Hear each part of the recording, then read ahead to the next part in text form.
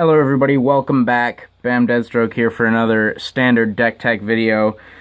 Today we are going to delve into one of the most hated decks in standard right now. Yep. We're going to be doing an Aetherworks Marvel deck tech today. Obviously there's a bunch of different Aetherworks Marvel decks going around. Teamer, Sultai, I've even seen just green-blue, all different kinds of Teamer, or not Teamer Aetherworks, but all different kinds of Aetherworks Marvel decks going around. Teamer Aetherworks has a couple different builds. You can go the Chandra Flamecaller route, you can go the spell-based route with Glimmer of Genius and stuff like that. But today we are not going to be doing Teamer Aetherworks. I'm actually going to be doing a Sultai Aetherworks build for you today. So let's obviously there's the Aetherworks Marvel. The only other artifact in the deck that we run is a 3 of Woodweaver's Puzzle Knot. 2 mana, get 3 energy and 3 life, and then you can tap 3, sacrifice it, and you get 3 energy and 3 life. So you could essentially go turn 2 this, turn 3 crack this, turn 4 Aetherworks Marvel, and you can spin it. There's lots of other ways to create energy. So yeah, we'll get into those ways now. Let me preface the rest of this standard deck tech by saying I do not have all the cards yet.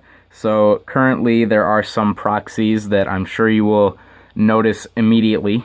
So just keep that in mind. I'm going to move on to the enchantment portion of the deck now. It's a 4 of Vessel of Nascency. It's really good for Delirium, for Ishkana that we'll see later, or just finding an Aetherworks Marvel, or Servant of the Conduit or something if you need that. And then we also run a 1 of Oath of Jace. Also just a really good turn 3 play. You get to draw a discard, so again really good for Delirium, for Ishkana. Also just good card draw engine. So we also have a couple Planeswalkers, so if you have Oath of Jace out and 1 or 2 of the Planeswalkers, you get to scry at the beginning of your upkeep for how many Planeswalkers you control. So those are the enchantments. Next we'll go to the instants. We have a 1 of Dissenter's Deliverance for the mirror, obviously. Instant speed removal of Aetherworks Marvel. So and if you're not playing against a Marvel deck, there's still Mardu vehicles to deal with, and if your opponent isn't running artifacts, it's just a 1-mana cycler. And then the other instant that we run is a 4 of Fatal Push. Yeah, 2 of those totally aren't proxies, by the way. Absolutely not. Just really good removal for Heart of Kirin, a lot of the early game plays for Mardu vehicles, even stuff like Servant of the Conduit.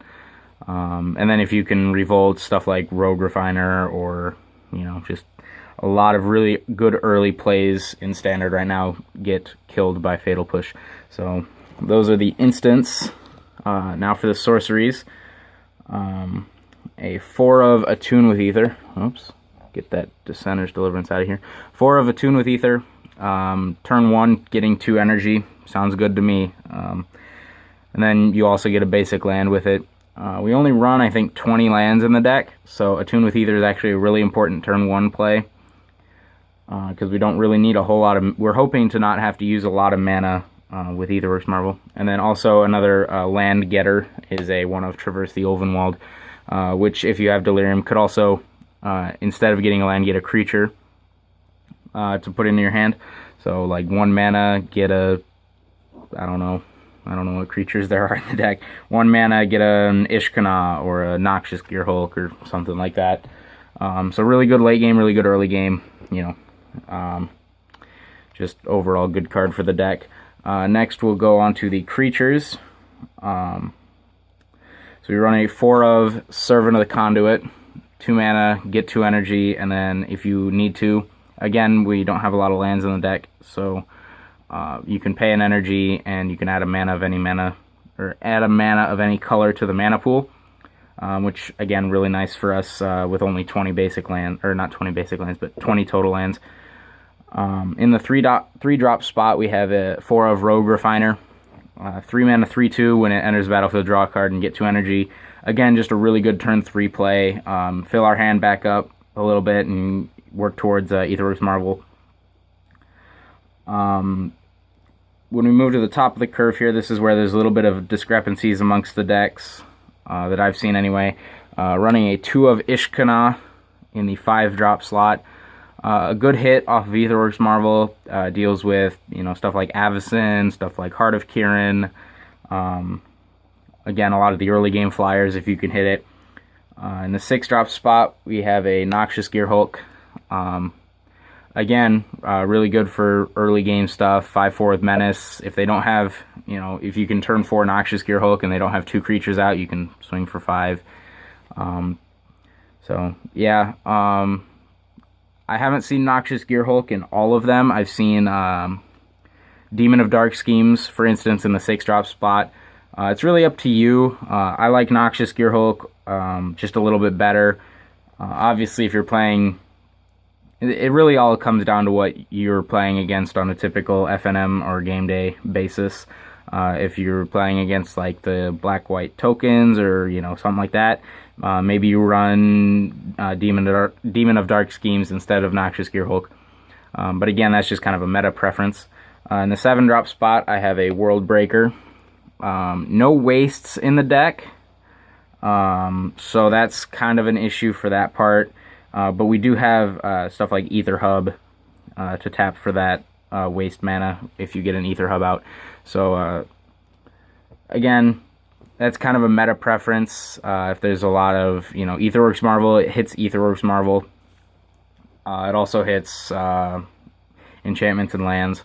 So if your opponent is mana screwed, you can get rid of a land or something. Also has reach again for Mardu vehicles, for Avacyn, stuff like that. And then I actually found Void Winnower in the 9 drop slot. Void Winnower actually pretty good. In the mirror match, if you can get it out before Aetherworks Marvel, not before your own Aetherworks Marvel, but if you can get this out before your opponent's Aetherworks Marvel, they have to find a way to kill it before they can cast their own Aetherworks Marvel. Your opponents can't cast spells with converted mana costs that are even. 0 is even. And they can't block with creatures with even converted mana costs. So if you're playing against like Mardu vehicles, they have to block with their Toolcraft Exemplar or their... I don't see a lot of decks running Depala, but I think Depala is a 3 drop. So, they have to block with something that would normally crew a vehicle, because a lot of the vehicles that they crew are Heart of Kirin, which is a 2 drop. They could obviously block with Ether Sphere Harvester if they're playing that, or Sky Sovereign at 3 and 5 drop. But an 11/9 for 9 mana that essentially tries to lock your opponent out of the game sounds good to me. And then, of course, top end, we run a 2 of Ulamog. Again, I've seen a lot of decks, they run a 2 of, they run a 3 of, they run a 4 of. I have 2 for budgetary purposes. Of course, I don't have either of them. But, yeah, I just have 2. I thought Void Winnower instead of the 3rd Ulamog. I liked Void Winnower a lot, and I had one. So...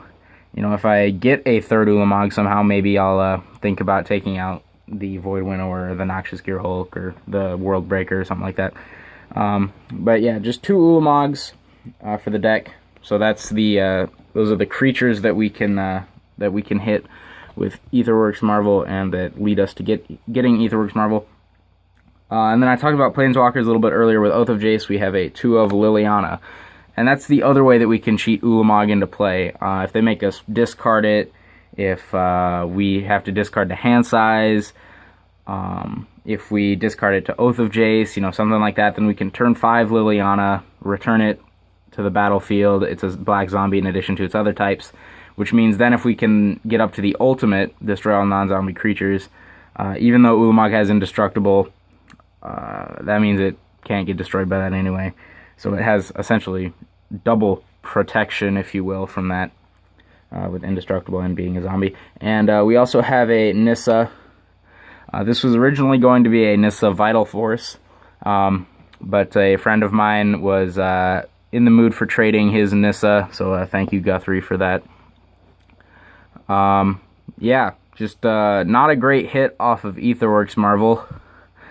You would cast it for 0, and then it would die.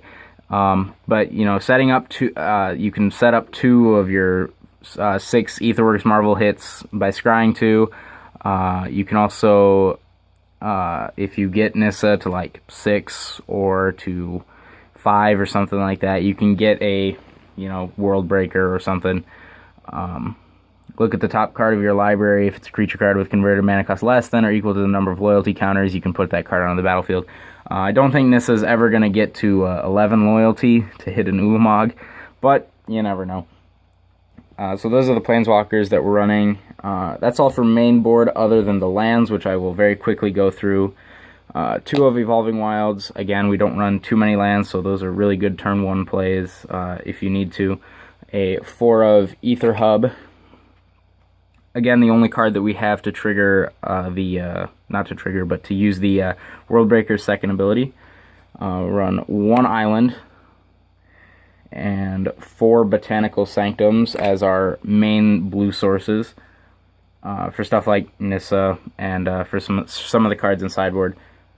3 Forests and 4 Blooming Marshes add on to the green sources. And then black, we have the 4 Blooming Marshes and 2 Swamps.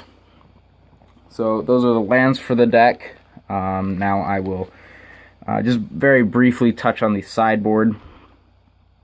Again, much like the World Breaker, Noxious Gearhulk, stuff like that, this is a mainly a meta call, depending on, you know, what you're typically playing against. We have 1 Dispel and 3 Negates for control, just to try to you know, counter stuff if we're playing against control. We also have a To the Slaughter. There are people at my my local game store running stuff like Ormondal still, so this is a good way to deal with that if you can limit their stuff to just 1 creature on the battlefield, and that is Ormondal. Also 2 of Dispossess, mainly to hit either Heart of Kiran or Aetherworks Marvel, depending on what the matchup is. 4 of Tireless Tracker. I like this in a control matchup. If you can get it to stick on turn 3 and then keep it there, I really like that card. And then also just a 3 of Yeheni's Expertise. Really good. You can clear the board and then cast I don't know, like a Rogue Refiner or a Servant of the Conduit or something like that, or a Woodweaver's Puzzle Knot. Just something to help progress the board. You can even cast like an Attune with Ether or a, you know, Oath of Jace or something like that if you need to. So that is the Sultai Marvel deck. I'm looking to complete the deck to hopefully take it to some upcoming standard FNMs.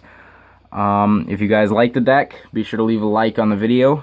If you think there's anything I can do to change mainboard or sideboard, or the number of copies of a card, be sure to leave that in the comments. If you're new to the channel, go subscribe for I do Magic, mostly deck techs. I also do a little bit of Rocket League and, you know, a little bit of gaming. And yeah, that's about it. So yeah, I think that just about covers it. I guess I can tell you the tokens, but don't really. Guess I can show you the tokens real quick. Energies, clues, zombies, and spiders really are the clues that are in the deck. And yeah, that's gonna do it. So again, if you enjoyed the video, be sure to leave a like. Tell me what I can improve in the comments. And if you're new to the channel, go subscribe. I will. So I'll see you guys next time.